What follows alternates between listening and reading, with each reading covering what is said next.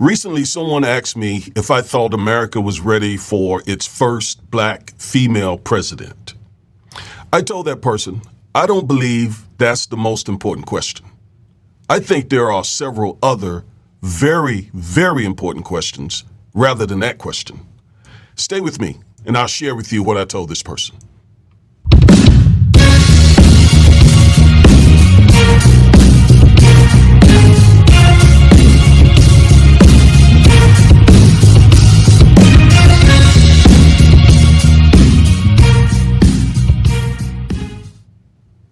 Hello, everybody. I am attorney Augustus Corbett, one half of the Defiant Lawyers.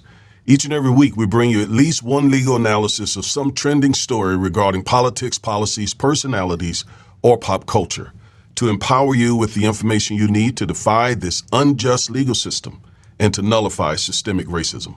If that interests you, and I don't see why it wouldn't, please like, share, comment, subscribe, and click the bell so that you will get notified every time we upload one of our powerful and informative videos.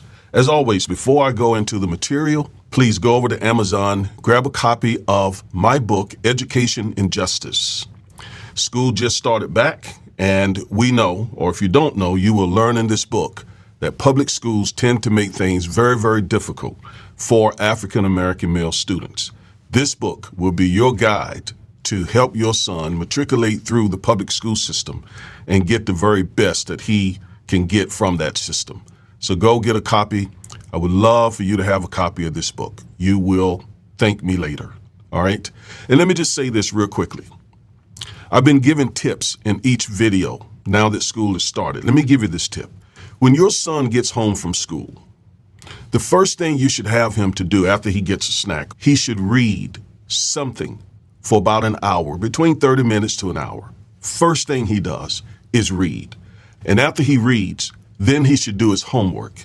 And after the reading and the homework, then of course, let him have some downtime outside or however he does that.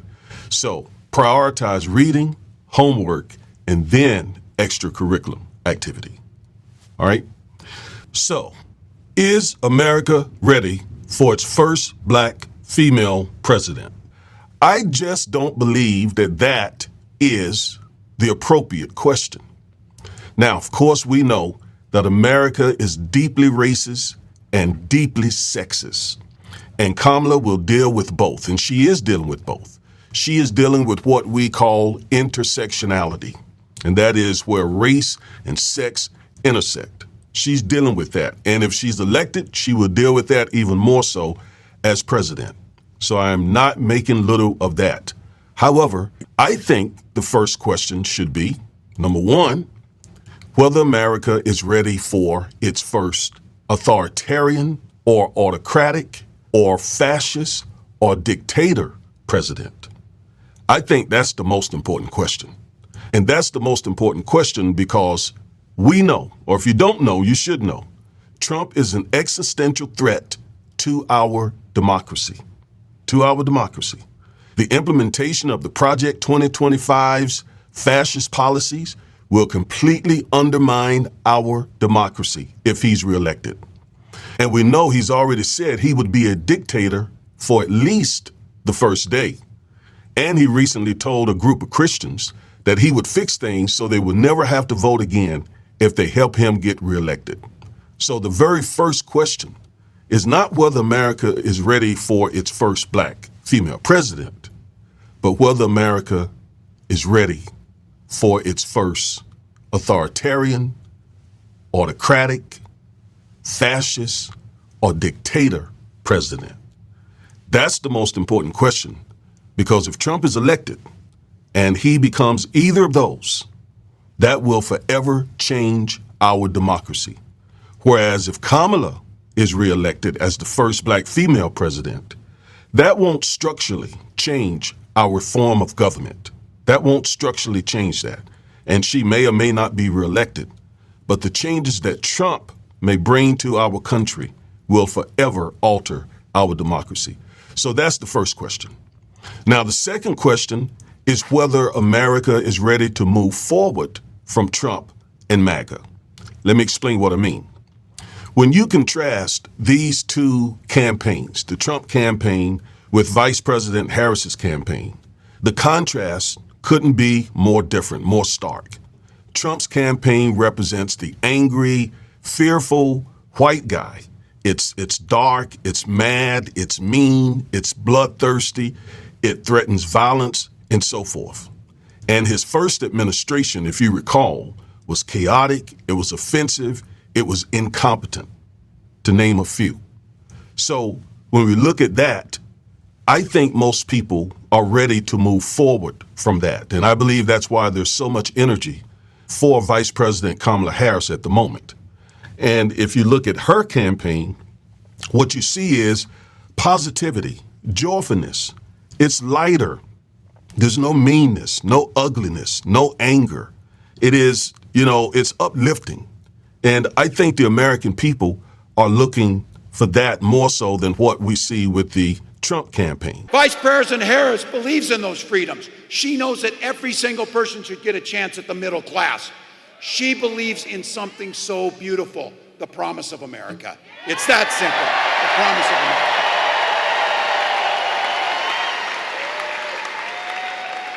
Madam Vice President, I want to say thank you for putting the trust in me to be your running mate. And I want to say,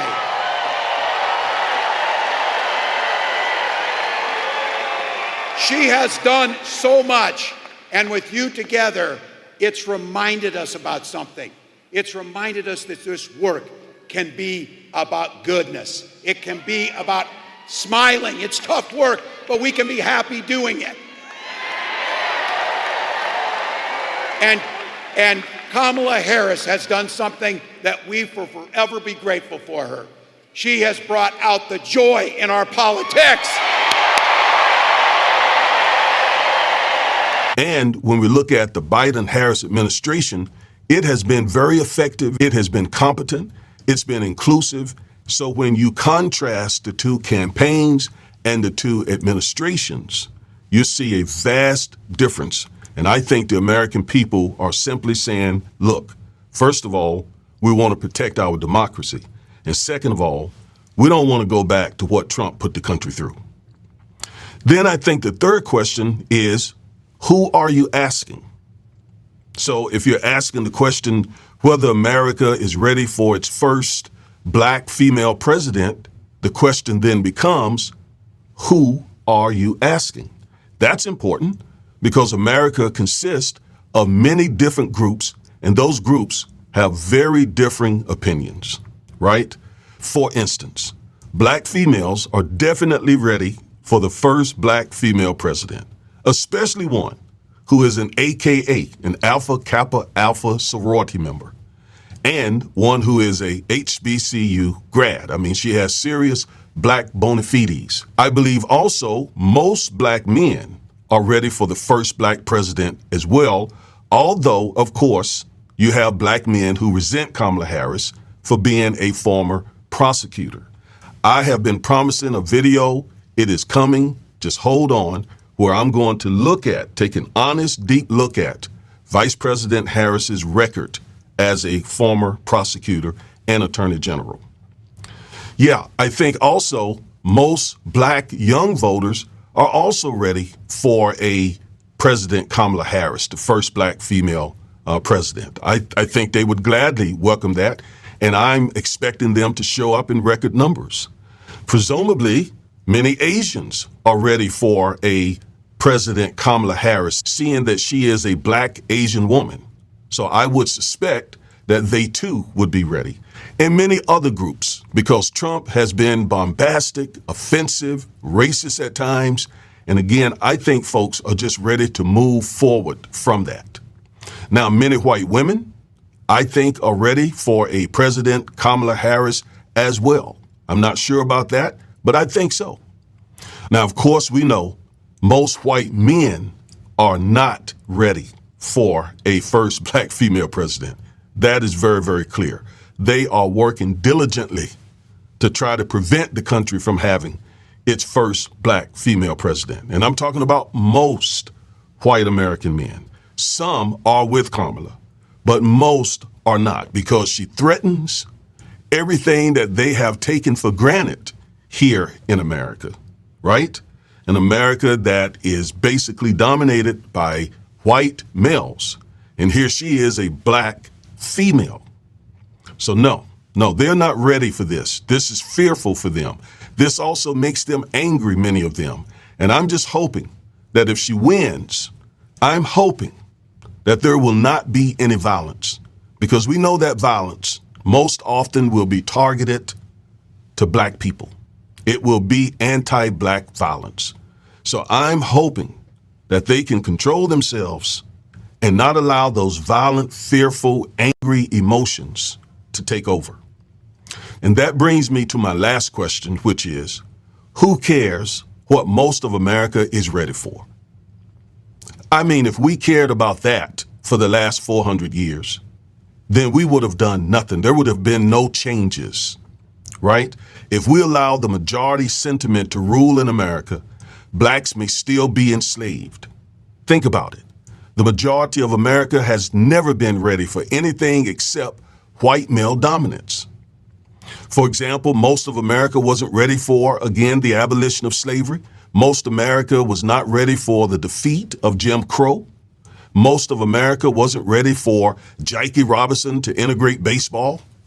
Most America was not ready for the civil rights movement, the Civil Rights Act, the Voting Rights Act, the Fair Housing Act.